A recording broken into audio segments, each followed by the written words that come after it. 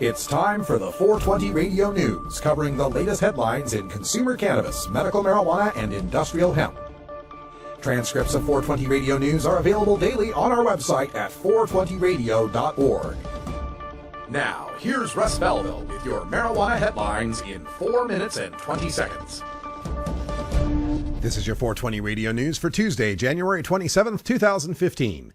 Oregon's MBank pulls out of Colorado a week after taking on pot accounts. The Oregon Community Bank's CEO, Jeff Baker, said, quote, "Following national press, the volume of inquiries in Oregon, Washington, and Colorado has been so overwhelming that we don't currently have the infrastructure to adequately support all these customers," end quote.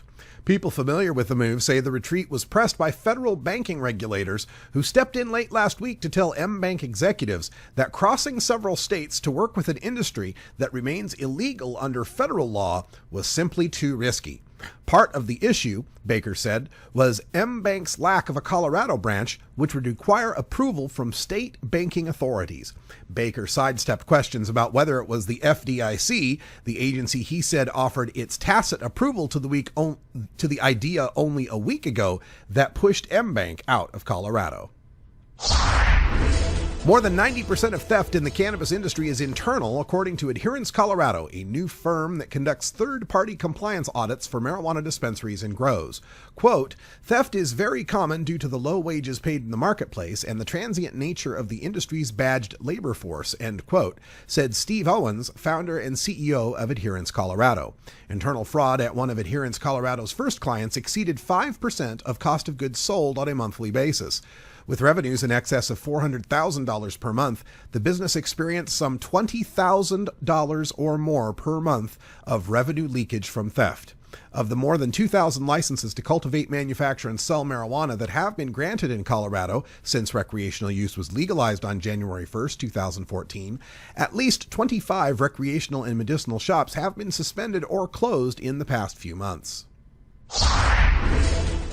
A bill that could legalize medical marijuana in Georgia was formally submitted to the House chamber Monday, about a year after the first effort failed to pass. Several families that could be affected by the law's passing stood by State Representative Alan Peake at a press conference. Peake said 17 Georgia families are considered medical refugees who have uprooted and moved to states like Colorado or California, where medical marijuana is already legal. Peake announced more than 100 state politicians have signed onto his bill so far. Under that law, families who have legally accessed cannabis oil would be granted immunity for carrying the medicine across state lines. The problem is they'd still be breaking federal law. Peake said after extensive talks with Governor Nathan Deal, it was clear the governor wouldn't sign a bill that had a grow provision attached because Deal believes more research should be done. Legislation that would allow medical marijuana in Pennsylvania has been reintroduced in the Senate after a similar measure died last year after it failed to make it to the House floor. Senate Bill 3 is nearly identical to its predecessor, Senate Bill 1182, which passed the Senate in September by a vote of 43-7, but was never considered by the House. In all, the bill currently has 25 co-sponsors, including 14 Democrats and 11 Republicans. It also has the backing of Governor Tom Wolf.